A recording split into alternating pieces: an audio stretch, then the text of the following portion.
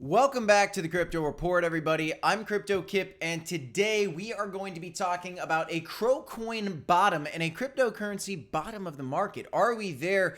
What a huge crash we've had in the past couple days. What does it all mean? And are we officially reaching the bottom of this bear market, or is this just the beginning of a longer bear market than maybe we expected? Now, we have been talking about on the channel, if you've been watching our content here at the Crypto Report, we talk about a 2024-2025 bull market, so we have been expecting that. But we hoped to have a bullish November and December, and look at where we're at right now. All of a sudden, one of the largest exchanges in the world, FTX, collapses. The largest exchange in the world tries to buy that collapsing exchange, decides not to. And there's a lot going on here. CRO coin went down to 8 cents in the past 24 hours, and we got to talk about it. We got to say what all this means. I got a couple stories from you, a couple new tweets, updates from Sam Bankman-Fried and FTX of what's going on. A lot of news to cover here, and we're going to keep it coming at you with 4 videos every single day here at the Crypto Report. If you like the content, smash up the like button, subscribe to the channel. We are doing 4 videos every single day for you, and when we hit 10,000 subscribers on the channel, we're giving away $1,000 worth of Bitcoin to one lucky subscriber. So you do not want to miss out on that. Let's take a peek here at these charts and let's get into the content. We are looking at an $884 billion market cap. We're up about $80 billion or so, maybe about $100 billion from yesterday. A little bit of a recovery. And look at this, FTX. Oh yeah, up 52.47%. But the truth is it's still absolutely wrecked. This coin is collapsed. Sam Bankman-Fried came out today on Twitter, and we'll show you that in a bit, fully admitted that it is his fault. This market collapse is his fault. FTX collapse is his fault.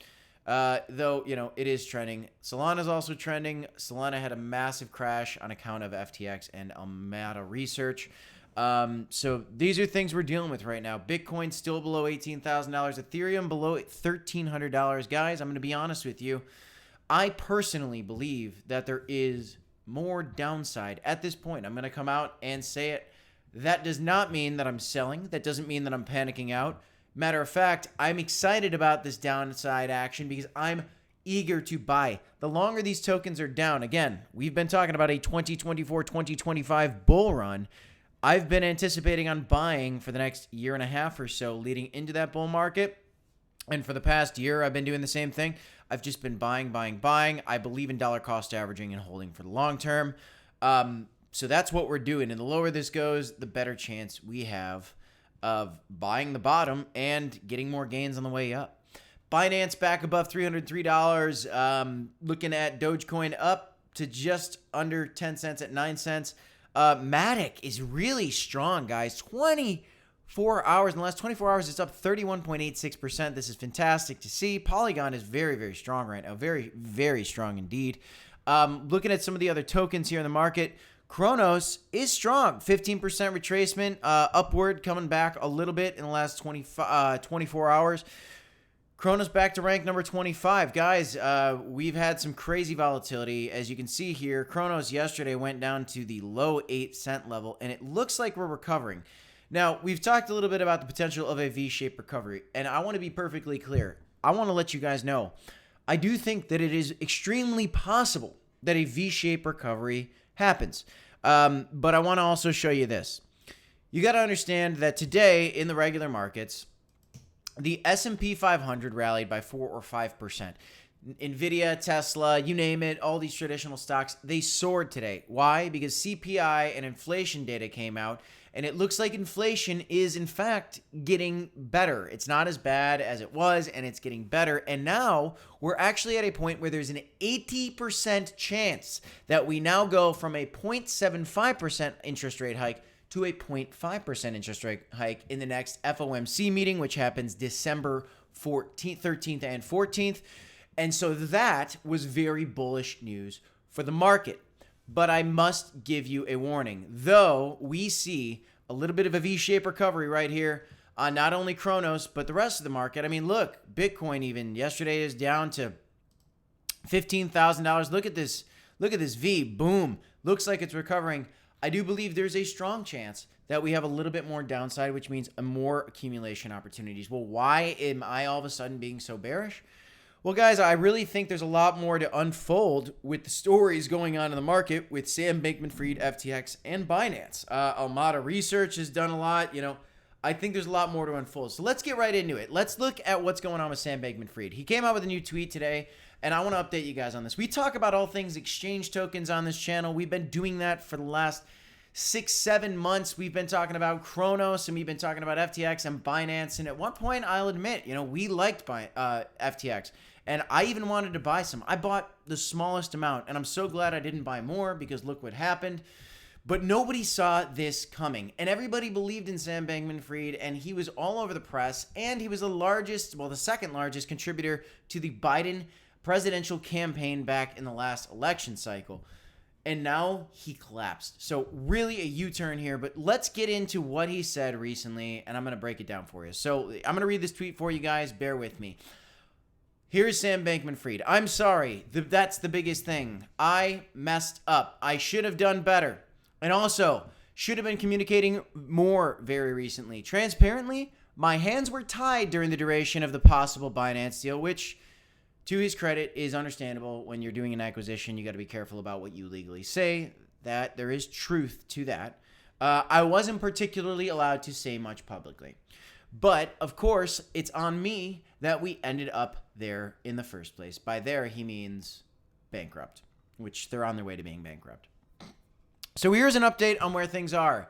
Now, he makes a big disclaimer here, and he's trying to still hang on to anything he's got. This is all about FTX International, the non-US exchange. FTX US users are fine, and there's truth to that to a point. I mean, I honestly don't believe much of anything that Sam Bankman-Fried says, but I will say, Binance US is different from Binance Global, and FTX US is different from FTX Global. So, that's what you need to understand. He says, threat, treat all these numbers as rough. They're approximates here. FTX International currently has a total market value of assets/collateral higher than client deposits. Moves with prices. Okay? So they're saying that they currently have more assets and collateral higher than client deposits. So right there, that's interesting. They're saying that basically they have enough money to pay everybody back. But that's different from liquidity for delivery. As you can tell from the state of withdrawals, the liquidity varies widely from very to very little. I think this is a really weird statement. Basically, he's saying, we could pay it back, but we don't want to sell all our assets. At least that's what it comes across to me. And honestly, at this point, he's lost all his credibility with us in the crypto community because obviously, he lied. We'll get to that in a second. I'll highlight exactly how he lied. So we got to take all this with a grain of salt. The full story here is that I'm still fleshing out every detail of very high level. I messed up twice.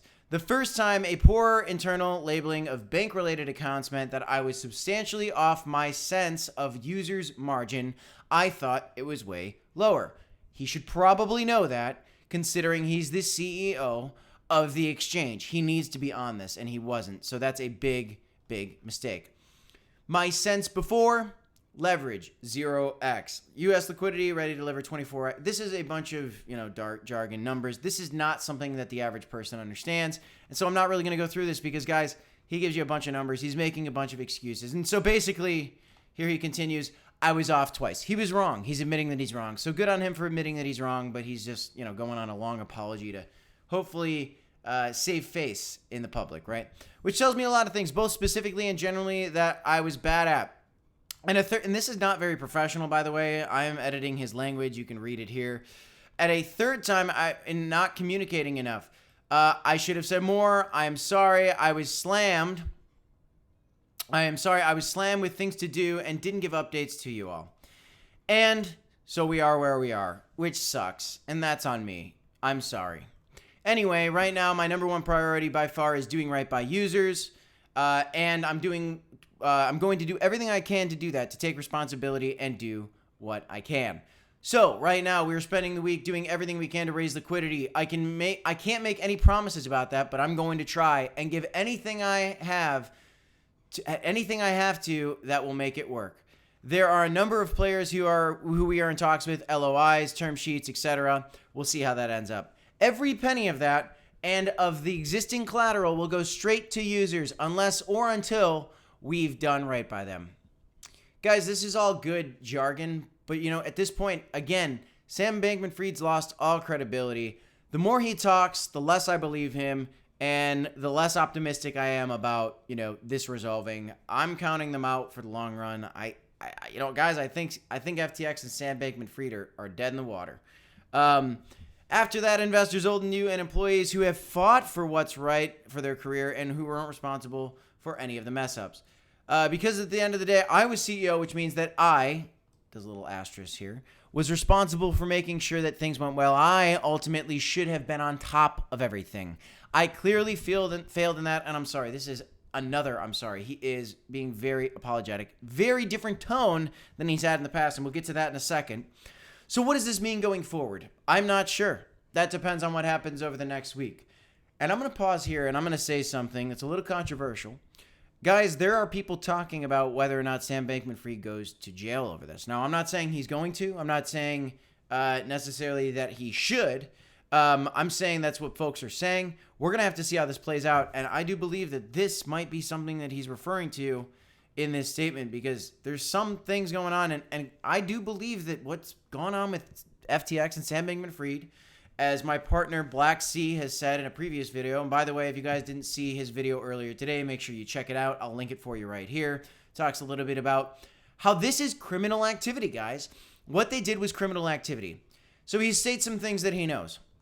First, one way or another, Alameda Research is winding down trading. They aren't doing any of the weird things that I see on Twitter and nothing large at all. And one way or another, soon they won't be trading on FTX anymore. Sam Bankman-Fried is starting to distance himself from Alameda Research, okay? Why?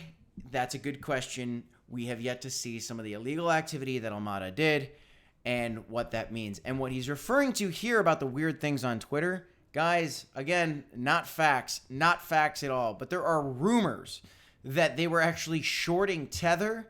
So, again, these are rumors, guys. I'm not saying this is what's happening, but there is a lot going on. There's still a lot of fear in the market. There's still a lot of panic going on. I don't see a V-shaped recovery being the next thing to happen. Now, I will say you see a lot of people on Twitter, on social media getting bullish again, saying, we're going to scoot right back up. I think it's possible, but I don't think it's likely because I think this story has a lot of playing out to do. He continues, second, in any scenario which FTX continues operating, its first priority will be radical transparency. Transparent it probably always should have been giving as close to on-chain transparency as it can so that people know exactly what's happening on it. All the stakeholders would have a hard look at the FTX governance. I will not be around if I'm not wanted, so he's willing to give up his seat, which is good to see. All the stakeholders, investors, regulators, users would have a large part to play in how it would be run, solely trust. So he's trying to save face right now, and he's trying to save crypto, which is good to see, but also, he shouldn't be the one giving this message. He's out. He's out. We don't trust him anymore. That's where he's at. He goes on here. Guys, you get the point. He's got a lot of excuses, but I'm going to highlight this one bit for him. This is a very, very interesting point, probably the most interesting point of this entire thread. At some point, I might have more to say about a particular sparring partner, so to speak. But glass houses. So for now, all I say is, well played. You won. Boy, oh boy, Sam Bankman-Fried, I would bet anything that he is talking about Binance and CZ with this tweet, and he is still salty towards him. Which is funny because they've said that they weren't salty towards each other, and Sam Bankman-Fried said he wasn't an enemy of, But look at some of the tweets he said. He admits he's a sparring partner. Look at this. He admits he's a sparring partner, and he's talked about it. And, again, he says he apologizes. And here's the facts, guys. So let's look at some of this. There was a really good tweet here that I saw. And I'm sorry. Anyway, he does not have any regrets. Anyway, it's people aren't happy. There's some other tweets that people showed where basically they're highlighting that he ended up showing, he tweeted, guys, the other day that FTX was not insolvent and FTX didn't have any problems, and FTX is fine. There's no big deal. There's no problem at all. I'm trying to find this tweet, but there's people that show basically exactly what he said. And the point is that he lied, guys. But what else is everybody saying in the space? Well, I'll tell you this, you saw in the tweet from Sam Bankman-Fried that he wants to be, now he wants to be transparent after everything failed. Well, meanwhile, Crypto.com is now going to go ahead and kick into gear and show proof of reserves after Binance first tweeted it, then all the other exchanges fell into line. Chris Marziak is going to be transparent, and he even came out with an awesome tweet the other day, and we did a video about that yesterday. If you didn't see it, make sure you check it out. But he talked about how it's important that they have a 1-to-1 ratio, and they keep it very simple. How does Crypto.com make money? They make money on trading fees. How did FTX make money? Trading fees, borrowing, lending, doing margin with other people's money. Totally irresponsible and arguably criminal activity. Crypto.com has come out very publicly and said they are not doing that, and they're going to show proof of their reserves, just like some of these other crypto exchanges. So in the bad, guys, there is good coming out of this. I want to show you something else, a very interesting story that came out today.